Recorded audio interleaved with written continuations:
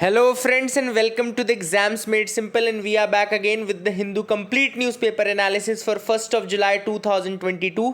1 जुलाई 2022 का the Hindu newspaper analysis देखेंगे। शुरू करने से पहले आप लोग से केवल इतनी रिक्वेस्ट रहेगी कि अगर आपको कंटेंट पसंद आता है तो please do like the video. Like ज़रूर करिएगा, है ना। उसमें शर्माने की कोई बात नहीं है, ना ही हिचकिचाने की बात है। हमको बहुत अच्छा लगता है अगर आप लाइक करते हैं तो, ठीक है ना। तो please do like the video, do share it among your friends as well. जो लोग नए हैं कंटेंट के साथ बने रहें, एक बार देख लें ज़रूर। अगर आपको पसंद आएगा तो आप ज़रूर उसको फॉलो कर सकते हैं। और बिल्कुल बिल्कुल रिफाइंड कंटेंट आपको प्रोवाइड करने की गारंटी मैं देता हूं। तो जो लोग जुड़े हैं, just trust it and just have faith. Notes आप अपनी बनाते रहें साथ में, बहुत अच्छा रहेगा, ठीक है ना। साथ ही अनाउंस कर दूं कि नेक्स्ट ईयर के लिए हमने यूपीएससी का कंप्लीट 2023 कोर्स स्टार्ट किया। तो अगर आप लोग इंटरेस्टेड हैं, उसको ज्वाइन करना चाहते हैं तो ज़रूर ज्वाइन करें। स्टार्ट करते हैं सबसे पहले सवालों के साथ, जो कि प्रीलिम्स के लिए आपके लिए इंपॉर्टेंट है। पहला सवाल है, consider the following statements regarding the financial stability report. अब फाइनेंशियल स्टेबिलिटी रिपोर्ट के बारे में कुछ स्टेटमेंट्स दिए हैं, तो आपको बताना है कि कौन से स्टेटमेंट सही है। पहला स्टेटमेंट कह रहा है it is released biannually by Reserve Bank of India. दूसरा स्टेटमेंट कह रहा है it is approved by sub committee of financial stability and development council before it is publish. तो आपको बताना है कि कौन से स्टेटमेंट इसमें से सही है। Which of the following statements are correct, one only, two only, both या नन। क्वेश्चन नंबर 2 है, which of the following approaches to study which are the following are the approaches to study the human development. पहला लिखा हुआ है कि income approach होती है। दूसरा स्टेटमेंट लिखा हुआ है आपके लिए कि वेलफेयर अप्रोच होती है। तीसरा स्टेटमेंट लिखा हुआ है कि सस्टेनेबिलिटी अप्रोच होती है। अब आपको बताना है कौन कौन सी अप्रोचेज होती हैं to study basically the human development. NCERT में दिया हुआ है वैसे, 1 only, 1 and 2 only, 2 and 3 only, या 1 2 3। क्वेश्चन नंबर 3 है, arrange the following core industries in the ascending order of their weight of IIP. तो आईआईपी में इनके वेट के अकॉर्डिंग आपको असेंडिंग यानी कि बढ़ते हुए क्रम में आपको लगाना है। तो first is coal, second is cement, third is steel, fourth is electricity. अब आपको बताना है कि इनमें से सबसे कम वेटेज किसका है, फिर ज़्यादा किसका है, फिर ज़्यादा किसका है, फिर सबसे ज़्यादा किसका है, ठीक है ना। तो ऑप्शंस आपके सामने हैं, एक एक करके मैं आपको आंसर बताऊंगा, है ना। तो लेट्स सी। लेकिन आप लोगों से रिक्वेस्ट रहेगी कि आप ज़रूर अटेम्प्ट करिए और बताइए कितने आपने सही किए, ठीक है ना। कॉन्फिडेंस बढ़ेगा इससे। पहला सवाल मैंने आपसे पूछा था कि फाइनेंशियल स्टेबिलिटी रिपोर्ट के रिगार्डिंग स्टेटमेंट। तो देखो, पहला स्टेटमेंट कह रहा है रिजर्व बैंक ऑफ इंडिया इसको बाई एनुअली निकालती है। बाई एनुअली का मतलब पता है क्या होता है, एक साल में 2 बार, ठीक है ना। तो ये बिल्कुल सही स्टेटमेंट है, ये बाई एनुअली ही निकलती है रिपोर्ट। तो फाइनेंशियल स्टेबिलिटी रिपोर्ट जो होती है वो reserve Bank of India by annually यानी कि एक साल में 2 बार निकालता है, ठीक है। दूसरा स्टेटमेंट कह रहा है अप्रूव होती है पहले report by the sub committee of financial stability and development council. FSDC की सब कमिटी इसको अप्रूव करती है, बिल्कुल सही बात है। तो दोनों ही स्टेटमेंट सही हो गए। I hope you got clarity, 1 and 2 both will are correct, ये इसका आंसर है। अब आपको सेकंड क्वेश्चन लिखा है कि कौन सी इनमें से अप्रोचेस हैं to study the human development, ठीक है ना। तो फर्स्ट लिखा है इनकम अप्रोच, बिल्कुल सही बात है, इनकम अप्रोच है। सेकंड है वेलफेयर अप्रोच, तो हाँ वेलफेयर अप्रोच भी है। थर्ड लिखा है सस्टेनेबिलिटी अप्रोच, तो सस्टेनेबिलिटी अप्रोच ऑब्वियसली नहीं है। मैं आपको बता दूं देखो क्या क्या है, let me right it down. NCERT अगर आप लोग पढ़ें, है ना। और मैं एक चीज़ और बता दूं कि जो भी यूपीएससी 2023 के कोर्स में आएगा, मैं उसको एनसीईआरटी का भी बेसिक कंसेप्ट बताऊंगा। तो ऐसा नहीं कि आपका एनसीईआरटी मिसिंग रहेगी, सिर्फ बुक्स हम देखेंगे तो एनसीईआरटी भी आपका कवर हो जाएगा उसमें, ठीक है ना। तो देखो 4 अप्रोच होती है बेसिकली, अगर आपने एनसीईआरटी पढ़ी तो आपको पता होगा। पहली होती है income approach, the first one is income approach, लिख लेना। सेकंड होती है ह्यूमन डेवलपमेंट को स्टडी करने की बात कर रहे हैं, तो पहली इनकम अप्रोच हो गई। दूसरी हो गई welfare approach, the second one is welfare approach. Third होती है बेसिक नीड्स अप्रोच, अगर आपने पढ़ा हो एनसीईआरटी तो आपने देखा होगा basic needs approach is the third one. And fourth आपकी होती है कैपेबिलिटी अप्रोच, ठीक है ना। Fourth one is capability approach. तो ये 4 अप्रोचेस याद रखिएगा to study the human development. First is income approach, second is welfare approach, third is basic needs approach, and fourth is capability approach. So this is the thing which is important. I hope you got clarity regarding that as well. और तीसरा सवाल मैंने आपसे पूछा था कि ascending order of their weight in the IIP में आपको अरेंज करना है कोर इंडस्ट्रीज को। तो सबसे कम इसमें है सीमेंट का, देन आपका है आई थिंक कोल का, फिर उसके बाद स्टील का, देन इलेक्ट्रिसिटी का, ठीक है ना, सबसे बड़ा बढ़ते क्रम में हमने देख लिया। तो इसका आंसर हो जाएगा I think B 2 1 3 4 will be the answer, match कर लेना। So these are the 3 questions जो आज के थे। आई होप कि आपको इसमें मज़ा आया होगा या आपने सॉल्व किए होंगे, एटलीस्ट कुछ क्वेश्चन आपसे बने भी होंगे, ज़रूर मुझे कमेंट सेक्शन में बताइएगा, ठीक है ना। मूव करते हैं mains question of the day की तरफ। तो आज का mains question of the day है, शुड अ ब्रांड एंडोर्सर, या फिर जिसको ब्रांड एम्बेसडर भी हम बोलते हैं, शुड अ ब्रांड एंडोर्सर और ambassador be held responsible for the product they are promoting. अभी आपने देखा होगा कंज्यूमर प्रोटेक्शन अथॉरिटी जो इसने कह दिया है कि अगर आपका ब्रांड खराब हुआ या ये हुआ तो आपके ऊपर 10 लाख की पेनल्टी, फिर सब्सिक्वेंट में 50 लाख की पेनल्टी ठोकी जाएगी। तो उसी कंटेक्स्ट में मैंने ये क्वेश्चन पूछा है कि should a brand endorser be held responsible for the product they are promoting, discuss in the context of consumer protection act in India. तो ये आज एक एडिटोरियल भी है, हम डिस्कस करेंगे इसको डिटेल में। उसको सुनने के बाद आप अटेम्प्ट जरूर करिएगा क्वेश्चन, और बहुत ही खुशी ज़्यादा मिल रही मुझे कि आप लोग अटेम्प्ट करने लगे हैं। अगर आपने कल मैंने देखा हर्षिता त्यागी ने एक आंसर लिखा था, I think she has written the answer for the first time, अच्छा आंसर था। रोहिन सागर का आंसर मैंने पढ़ा था, Rohin Sagar answer was also good. Sanket as always has written the answer. Then Gagandeep Kaur ने आंसर लिखा था। कुछ नए लोग हैं, मैं इसलिए उनका नाम ले रहा हूँ, इससे काफ़ी मोटिवेशन मिलता है। And definitely keep writing the answers, keep writing the answers, definitely one day you people will get success. And बिल्कुल बहुत अच्छा लगता है मुझे आप लोग जब आंसर लिखते हैं तो कीप राइटिंग इट। और इसी तरीके से एक DS, I don't remember the name, DSDTB was also a person, है ना, जो भी है इन सब एलाबाइज के अंदर जो लोग हैं उनके लिए hats off to you people. Keep writing the answers, रोज लिखिए, मिस मत करिए, है ना, so that will be the thing. अब यहाँ पे उठापटक हो चुकी है महाराष्ट्र में। पहली न्यूज़ देखते हैं आज की। उठापटक महाराष्ट्र में हो चुकी है। Now Eknath Shinde is the new Maharashtra chief minister and Devendra Fadnavis will be the deputy chief minister, ठीक है ना। तो Eknath Shinde is Maharashtra chief minister. आज जो है वो वोट ऑफ कॉन्फिडेंस होगा for the new government. The vote of confidence for new government will take place today, so let's see what happens. Obviously they will be in majority now. दूसरी जो important news है, अब ये काफ़ी important है, इसको मैं अच्छे से आपको बताता हूँ। Government keeps the small saving interest rates unchanged. Government ने स्मॉल सेविंग इंटरेस्ट रेट्स जो हैं वो अनचेंज रखे हैं, मतलब कि उसको चेंज नहीं किया है। अब सबसे पहला सवाल तो आता है भैया कि स्मॉल सेविंग ये स्कीम्स क्या होती हैं। तो स्मॉल सेविंग स्कीम्स ऐसी सेविंग इंस्ट्रूमेंट्स होते हैं जिनको सेंट्रल गवर्नमेंट मैनेज करता है, उस एम के साथ कि हर सिटीजन, जो कोई भी सिटीजन किसी भी एज ग्रुप का हो, वो मोटिवेटेड रहे टू सेव, ठीक है ना। Small saving scheme is for age group, each and every age group, याद रखना सबसे पहली चीज़। तो स्मॉल सेविंग स्कीम हर एज ग्रुप के लिए है, और इसीलिए इसको लाया गया था स्मॉल सेविंग स्कीम को, ताकि किसी भी एज ग्रुप का व्यक्ति जो है उसके अंदर इंकरेजमेंट रहे कि वो पैसा सेव कर सके, मनी सेव कर सके, ठीक है ना। एंड इसमें इसलिए भी लाया गया था, इसमें लिक्विडेटिव रेट ऑफ रिटर्न्स दिखाए गए थे, मतलब rate of returns saving normal जो आपका सेविंग अकाउंट होता है, करंट अकाउंट होता है, उससे ज़्यादा इंटरेस्ट आपको मिलता है। तो ऑब्वियसली यहाँ पे आपको इन्वेस्ट करने में पैसा भी, रिटर्न भी ज़्यादा मिलेगा, ठीक है ना। और इसमें टैक्स बेनिफिट्स भी दिए गए थे, तो काफ़ी इसको लुक्रेटिव बनाया जाता है। टैक्स बेनिफिट्स भी दिए जाते हैं, रेट ऑफ इंटरेस्ट भी ज़्यादा रहा जाता है, और ये हर एज ग्रुप के लिए तो काफ़ी इंपॉर्टेंट है। अब इनको हम अगर स्टडी करें, if you study the small saving schemes, there can be 3 heads, 3 heads में हम इनको स्टडी कर सकते हैं, लिख लीजिएगा। ये 3 हेड्स में स्टडी कर सकते हैं। पहली होती है पोस्ट ऑफिस डिपॉजिट, दूसरे होते हैं सेविंग सर्टिफिकेट्स, और तीसरे हैं सोशल सिक्योरिटी स्कीम्स, ठीक है ना। 3 हेड्स में हम स्मॉल सेविंग स्कीम्स को स्टडी करते हैं। 3 हेड्स में हम स्मॉल सेविंग स्कीम्स को स्टडी करते हैं। पहला है आपका पोस्ट ऑफिस डिपॉजिट्स, दूसरा है सेविंग सर्टिफिकेट्स, और तीसरा है सोशल सिक्योरिटी स्कीम्स, ठीक है ना। अगर हम पोस्ट ऑफिस डिपॉजिट्स की बात करें तो पोस्ट ऑफिस डिपॉजिट के अंदर क्या आएगा, obviously saving deposit, recurring deposit, time deposit, जिसमें 1 ईयर, 2 ईयर, 3 ईयर, 5 ईयर की मैच्योरिटी का पीरियड, अलग अलग मैच्योरिटी के साथ रहेगा, ठीक है ना। और मंथली इनकम अकाउंट भी आप खोल सकते हैं। तो ये पोस्ट ऑफिस के अंदर सुविधा आपको मिलती है। जो सेविंग सर्टिफिकेट्स हैं उसके अंतर्गत इसमें नेशनल सेविंग सर्टिफिकेट है एक, और दूसरा किसान विकास पत्र, ठीक है ना। तो नेशनल सेविंग सर्टिफिकेट और किसान विकास पत्र इसके अंतर्गत आता है, तो ये सेविंग सर्टिफिकेट्स के अंदर आ गया।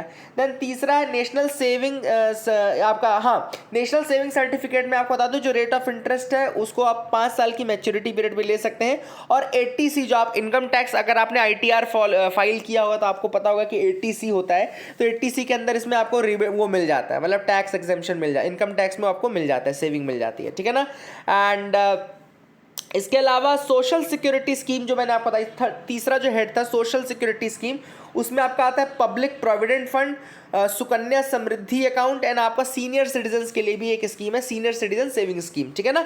तो सुकन्या समृद्धि जो 18 साल से कम की लड़कियां हैं, 10 साल से कम की लड़कियों का खुलता है वैसे सुकन्या समृद्धि अकाउंट। मैं आपको बता देता हूँ, डिटेल्स बता देता हूँ। अगर आप देखें तो 10 साल से कम की कोई गर्ल चाइल्ड है अगर, तो उसका अकाउंट ओपन हो सकता है, सुकन्या समृद्धि अकाउंट कहते हैं उसको। और ये 2015 में लॉन्च हुई थी बेटी बचाओ बेटी पढ़ाओ के अंतर्गत, और exclusively for the girl child है ये। और इसमें 7.6% का एनुअल रिटर्न मिलता है, एलिजिबिलिटी मिलती है टैक्स एग्जेम्पशन, टैक्स बेनिफिट के अंदर 80C इनकम टैक्स के अंदर इसको टैक्स एग्जेम्पशन भी मिलता है, टैक्स सेविंग भी मिलती है। और टेन्योर जो होता है डिपॉजिट का वो लगभग 21 साल है from the date of opening the account, मतलब 21 ईयर्स तक आपको सेव करना पड़ता है पैसा इसमें। और 10 साल से कम की उम्र की लड़कियों का ही ओपन होता है आपका सुकन्या समृद्धि अकाउंट। तो ये काफ़ी इंपॉर्टेंट डिटेल्स हैं। इंटरेस्ट रेट आप पढ़ सकते हैं, वो इंपॉर्टेंट नहीं एग्जाम पॉइंट ऑफ व्यू से, लेकिन हाँ जो इंपॉर्टेंट था इसका क्लासिफिकेशन, इसके हेड्स और क्या है ये स्कीम, तो वो मैंने आपको बता दिया। आई hope you got clarity, I hope आपको समझ में आ गया होगा, ठीक है ना। आगे मूव करते हैं। अच्छा, आज से इंपॉर्टेंट एक और चीज़ है कि सिंगल यूज़ प्लास्टिक्स जो है वो उनका यूज़ अब बंद कर दिया जाएगा, आज से बैन लगा दिया गया है 1 जुलाई से, तो याद रखिएगा। और ये जो बैन है ये कुछ कैटेगरीज में लगाया गया है, कुछ स्पेसिफिक कैटेगरीज में ये बैन जो है वो लगाया गया है। जैसे कि मैं अगर आपको बताऊं कौन कौन सी कैटेगरीज हैं, तो इसमें आपकी आती है जैसे कि जो ईयरबड्स प्लास्टिक स्टिक्स वाले होते हैं, या प्लास्टिक स्टिक्स जो बैलून्स के लिए होते हैं, प्लास्टिक फ्लैग्स जो होते हैं, है ना, तो ये सब चीज़ें आप भी मत खरीदिएगा। प्लास्टिक आपके फ्लैग्स हो गए या कटलरी हो गई, जो प्लास्टिक कटलरी जितनी भी हो गई ना वो भी बैंड है। इसके अलावा जो पॉलिस्टीरीन या थर्मोकोल जिसको बोलते हैं, पॉलिस्टीरीन या थर्मोकोल, ठीक है ना, थर्मोकोल को ही पॉलिस्टीरीन बोलते हैं, ये लिख लेना, है ना। पॉलिस्टीरीन या फिर थर्मोकोल के जो डेकोरेशन के हम यूज़ करते हैं वो भी बैंड है। इसके अलावा प्लास्टिक के प्लेट्स, प्लास्टिक के कप्स, प्लास्टिक के ग्लासेस भी बैंड हैं। रैपिंग और पैकेजिंग फिल्म जो स्वीट बॉक्सेस के ऊपर आते हैं प्लास्टिक के, वो बंद है। इनविटेशन कार्ड्स बैंड है। सिगरेट पॉकेट्स बैंड है ना, जो प्लास्टिक के जो भी हैं। एंड PVC बैनर्स जिनका 100 माइक्रोन से कम का वो होता है, मतलब विड्थ होती है, वो बैंड है। और स्टीयरर्स बंद है, मतलब जो मिक्स करने के लिए होते हैं। तो ये चीज़ें बैंड है। लेकिन अब यहाँ पे दिक्कत, एक प्रॉब्लम भी आ रही है, तो प्रॉब्लम भी नोट कर लो, क्योंकि कल को आपको अगर मेंस क्वेश्चन लिखने को आ गया तो प्रॉब्लम भी हाईलाइट करनी पड़ेगी ना। तो प्रॉब्लम ये कि जो प्रोडक्ट्स हैं इनकी कॉस्ट बढ़ जाएगी, प्रोडक्ट्स महंगे हो जाएंगे। क्यों? क्योंकि प्लास्टिक के जितने भी अल्टरनेटिव्स हैं वो बहुत कॉस्टली हैं, है ना।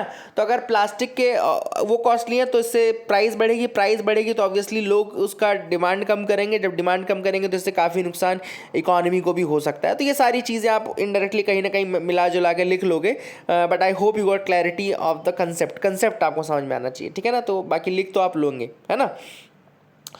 आगे मूव करते हैं, देखते हैं और क्या इंपॉर्टेंट न्यूज़ आर्टिकल्स है जिनके बारे में हमको डिस्कस करना है। सबसे अच्छी बात कि आज के जो एडिटोरियल्स हैं वो बिल्कुल भी पढ़ने योग्य नहीं थे, मतलब from the exam point of view. बाकी for passing time they are very good, but for the exam point of view I didn't find any of these to be worthy enough. हाँ, एक हम जरूर डिस्कशन करेंगे कि should endorser be held responsible for claims in advertising, मतलब जो advertising के claims हैं उसके लिए क्या एंडोर्सर को हम रिस्पॉन्सिबल ठहरा सकते हैं।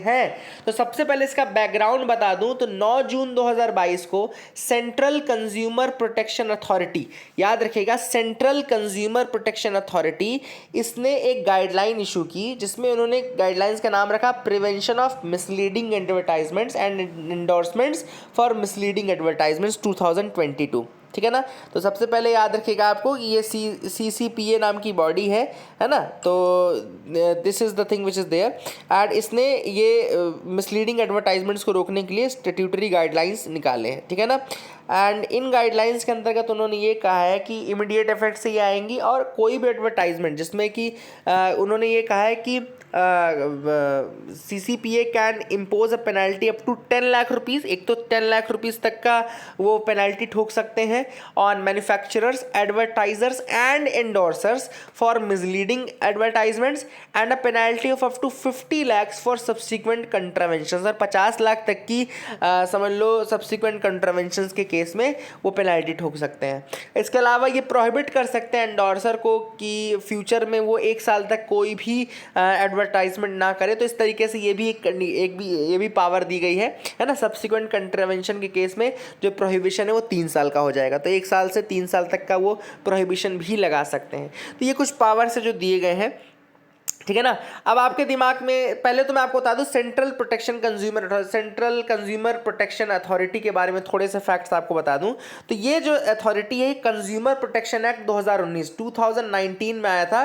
कंज्यूमर प्रोटेक्शन एक्ट आया था 2019 में, उसके सेक्शन 10 सब सेक्शन 1 में ये बॉडी बनी है। सेक्शन 10 सब क्लॉज 1 में ये बॉडी बनी है। तो 10 के 1 में ये बॉडी बनाई गई है, CCPA central consumer protection authority, जो कि कंज्यूमर प्रोटेक्शन एक्ट 2019 के सेक्शन 10 सब सेक्शन 1 में ये बॉडी बनी है, ठीक है ना।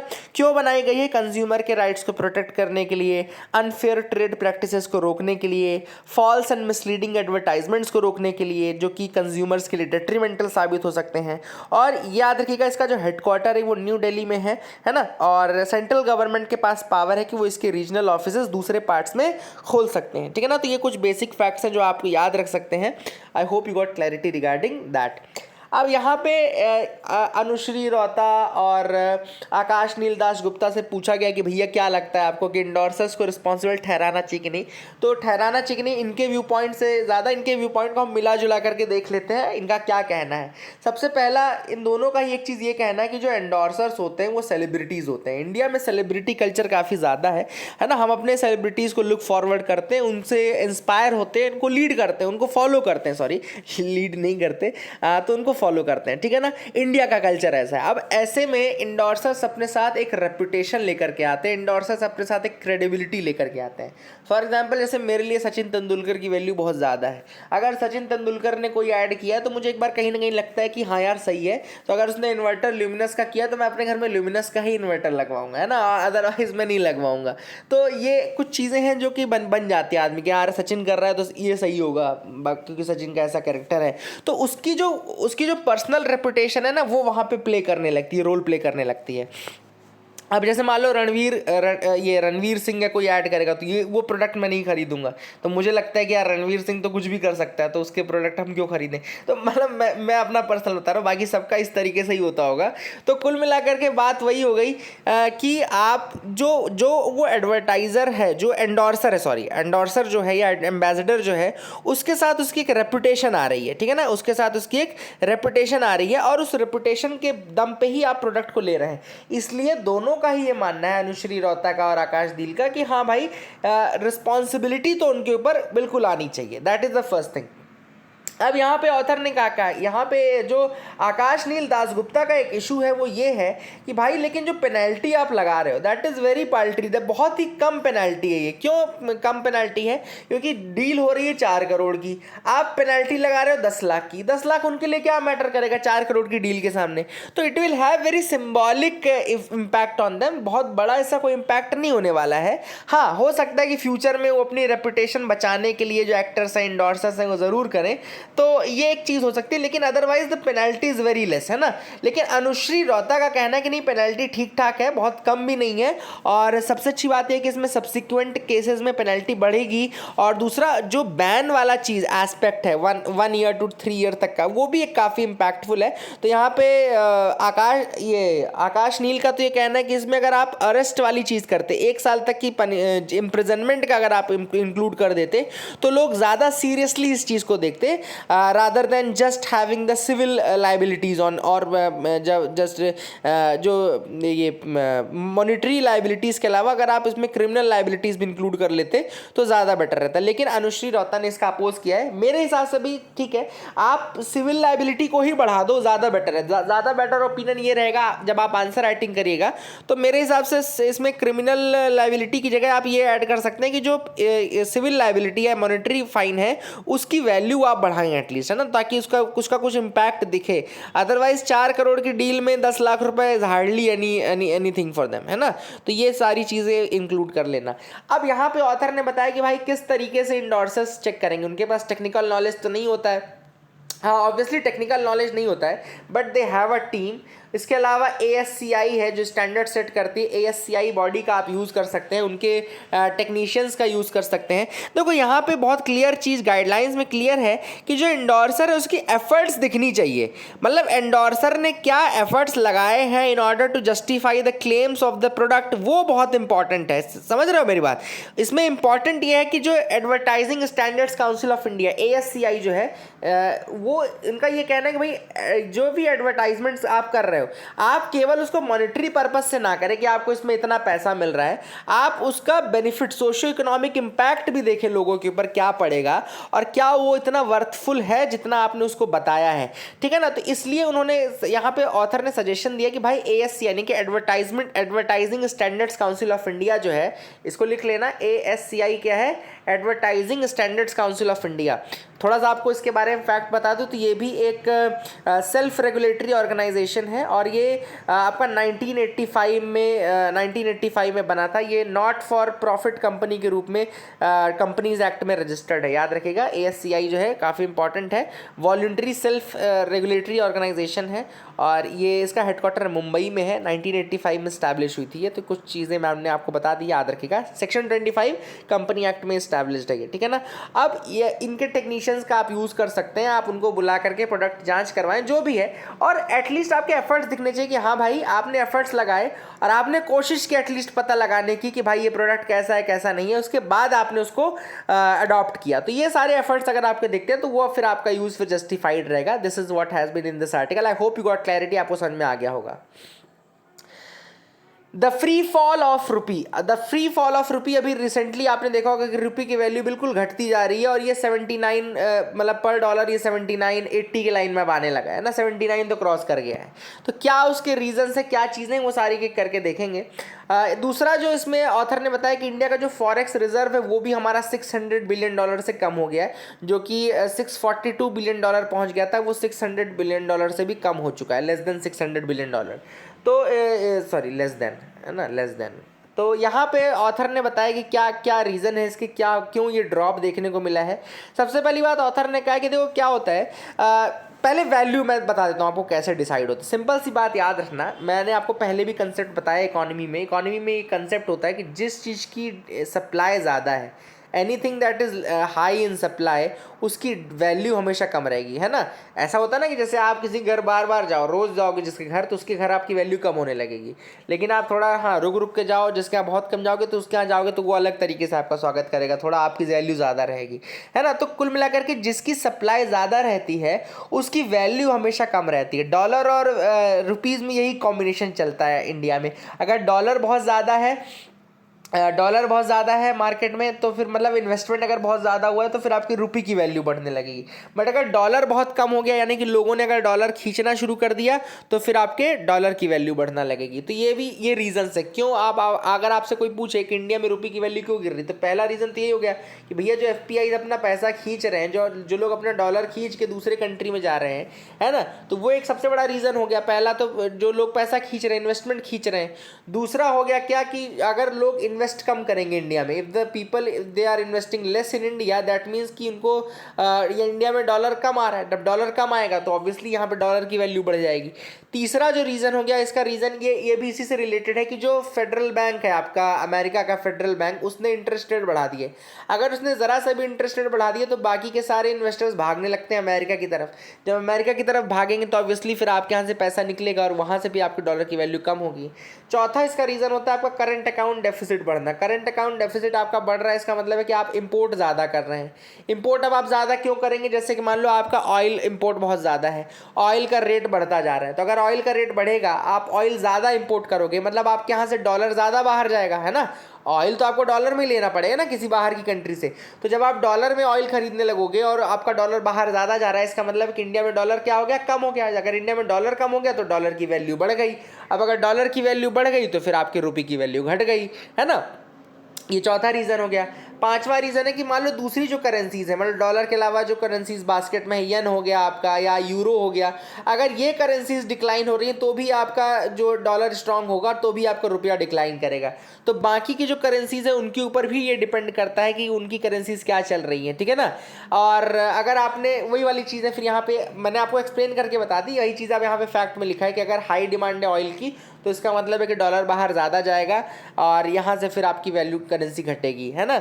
और अगर लोग ज़्यादा एंथुजियास्टिक हैं, आपके यहाँ ज़्यादा इन्वेस्ट कर रहे हैं लोग, अगर आपके यहाँ ज़्यादा इन्वेस्टमेंट हो रहा है तो फिर आपके यहाँ मतलब डॉलर ज़्यादा हो गया, इन्वेस्ट ज़्यादा कर रहे हैं अगर लोग, तो मतलब डॉलर आपके यहाँ ज़्यादा हो गया। अगर डॉलर ज़्यादा हो गया तो इसका मतलब है कि फिर आपके डॉलर की वैल्यू कम हो गई और रुपये की वैल्यू ज़्यादा हो गई।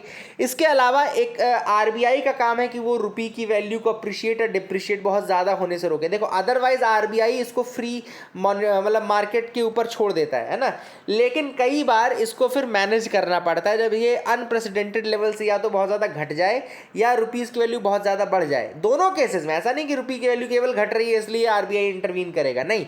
अगर रुपये की वैल्यू बहुत ज़्यादा घट जाएगी या बहुत ज़्यादा बढ़ दोनों जाएगी, दोनों केसेस में फिर यहाँ पे ये रिस्पॉन्सिबिलिटी किसकी जाती है, ये रिस्पॉन्सिबिलिटी हो जाती है आपके आरबीआई की कि फिर वो करे, बताए कि क्या किस तरीके से मैनेज करना है। तो अब ये आरबीआई कैसे मैनेज करता है, ऑब्वियसली अगर डॉलर की वैल्यू सपोज करो, अगर रुपया, मैं आपको एक्सप्लेन करता हूँ, अगर रुपये की वैल्यू कम हो गई है बहुत ज़्यादा, अगर रुपये की वैल्यू कम हो गई इसका मतलब है कि मार्केट में डॉलर क्या है, कम है, डॉलर डिक्रीज्ड है ना, तभी तो रुपए की वैल्यू कम हुई है। रुपए की वैल्यू कम हुई है अगर, यानी कि रुपया ज़्यादा है और डॉलर कम है, तो आप क्या करेगा आरबीआई क्या करेगा, रुपए के बदले में यहाँ पे मार्केट में डॉलर इन्फ्यूज़ कर देगा, है ना, रुपए के बदले में डॉलर इन्फ्यूज़ करेगा, तो यहाँ पे डॉलर बढ़ाएगा और रुपया घटाएगा। तो अगर डॉलर बढ़ेगा रुपया घटेगा तो फिर रुपए की वैल्यू इंक्रीज होना शुरू हो जाएगी। तो इसी के वाइस वर्सा वो करेगा या दूसरी चीज़ होगी। तो ये सारे स्टेप्स जो कि उठाए जाता है। Hope you got clarity. अगली है modified PSLV places 3 foreign satellites into orbit. अब यहाँ पे एक पीएसएलवी जो आपका कैरियर है उसके थ्रू इसरो ने अपना 55th मिशन यानी कि पीएसएलवी C53 जो है वो लॉन्च किया है। पीएसएलवी C53 लॉन्च किया है जिसमें उन्होंने सिंगापुर की सैटेलाइट को रिलीज़ किया है in the space. Commercial satellite है। न्यू स्पेस इंडिया लिमिटेड, आपको पता है इसकी कमर्शियल आर्म देखती है। न्यू स्पेस इंडिया लिमिटेड जो इसका कमर्शियल एस्पेक्ट है उसको चेक करती है, देखती है। और यहाँ पे जो सैटेलाइट गई हैं उनके नाम आपको अगर बताऊं तो DSEO सैटेलाइट है, एक आपका DSEO सैटेलाइट है, एक आपका यहाँ पे न्यूसार सैटेलाइट है जो कि आपकी वहाँ की नन्यांग यूनिवर्सिटी की एक सैटेलाइट है न्यूसार, और स्कूप 1 है, स्कूप 1 एक सैटेलाइट है, स्कूप 1। अब यहाँ पे जैसे कि ये मैंने आपको बताया कि ये मॉडिफाइड PSLV था। अब मॉडिफाइड PSLV है, इसका मतलब क्या हुआ, देखो क्या होता है PSLV नॉर्मली अगर हम देखेंगे तो आपका वो 3 स्टेज होता है। PSLV इज 3 स्टेज, है ना। एंड इसके अलावा यहाँ पे जो अगर हम बात करें मतलब कि आपके जो ये वाली मॉडिफाइड PSLV ये 4 स्टेज बनाई गई थी, ठीक है ना, इसको याद रखिएगा। इसको मॉडिफाइड 4 स्टेज बनाया गया और 4th स्टेज जो है वो पोयम यानी कि क्या काय के लिए है, वो आपका PSLV ऑर्बिटल एक्सपेरिमेंटल मॉड्यूल है। PSLV orbital experimental module, poem याद रखिएगा, PSLV ऑर्बिटल एक्सपेरिमेंटल मॉड्यूल है ये।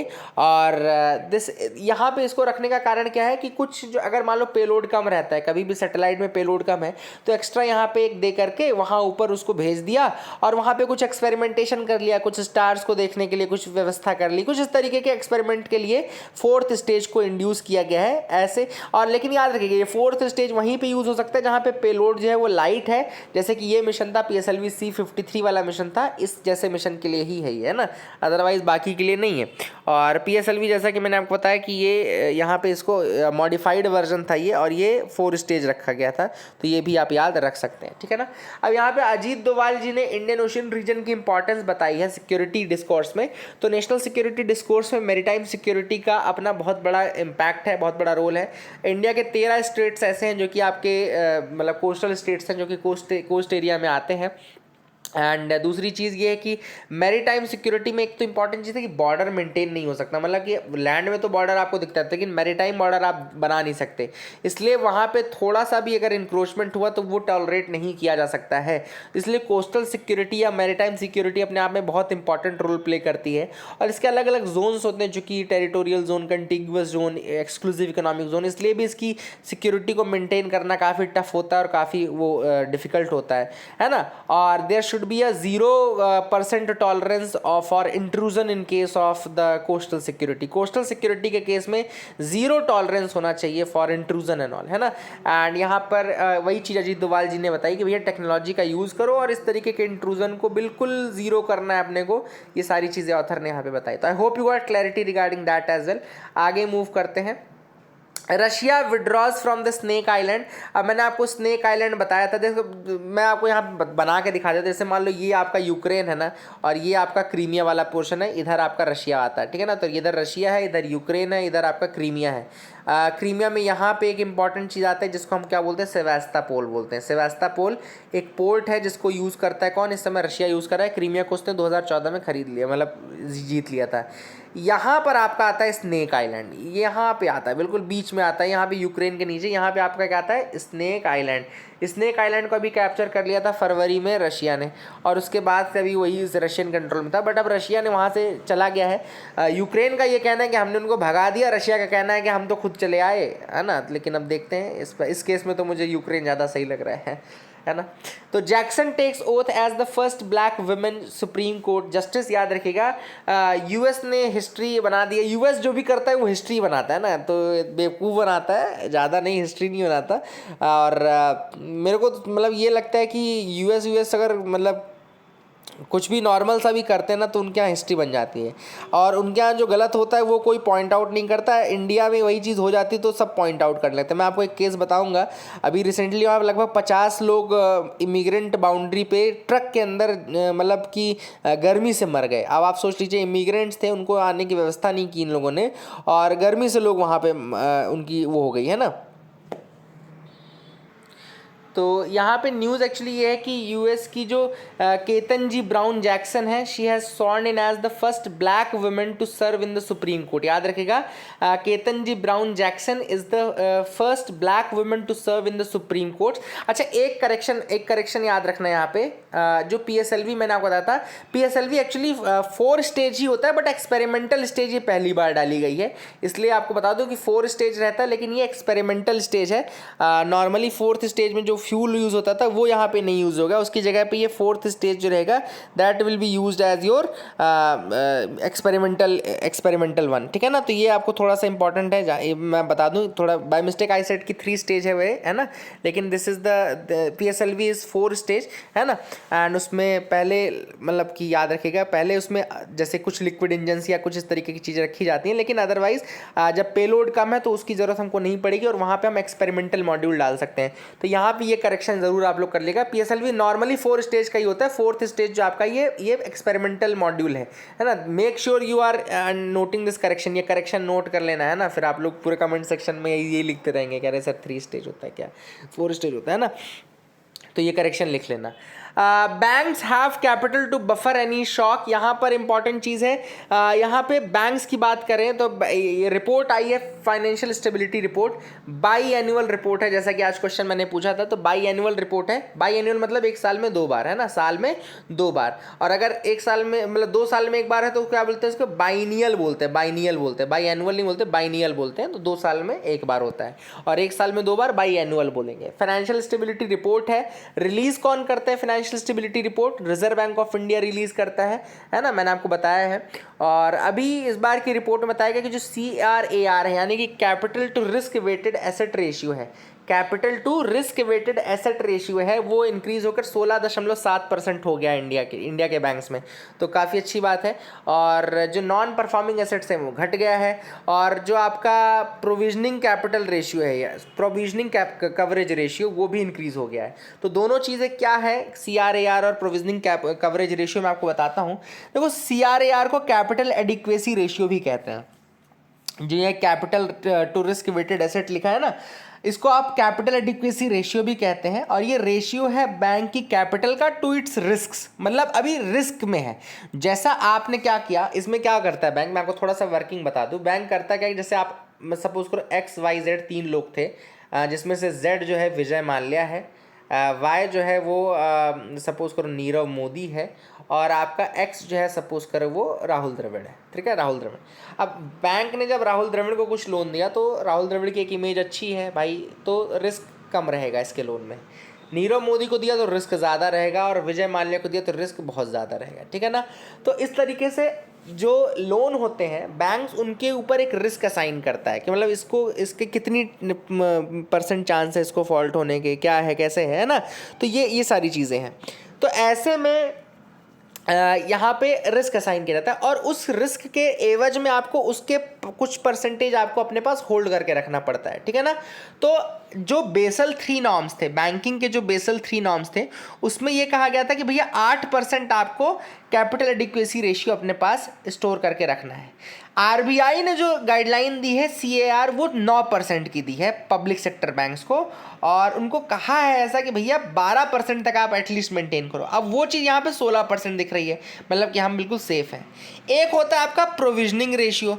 अब जैसा ये रिस्क के लिए था, प्रोविजनिंग रेशियो एक्चुअली होता है बैंक्स कुछ अमाउंट साइड करते हैं for the losses due to bad debts. तो जो बैड डेट्स ऑलरेडी होते हैं उनके लॉसेस को कवर करने के लिए कुछ पैसा उनको रखना पड़ता है साइड में, वो प्रोविजनिंग कवरेज रेशियो होता है। ठीक है ना। तो ये बैड डेट्स के लिए होता है, वो रिस्क के लिए होता है। ये डिफरेंस है, दोनों याद रखेगा। तो that is it for the day friends. I hope you like the video. Please do like, share, subscribe, keep loving us, keep sharing us. Thank you, have a nice day.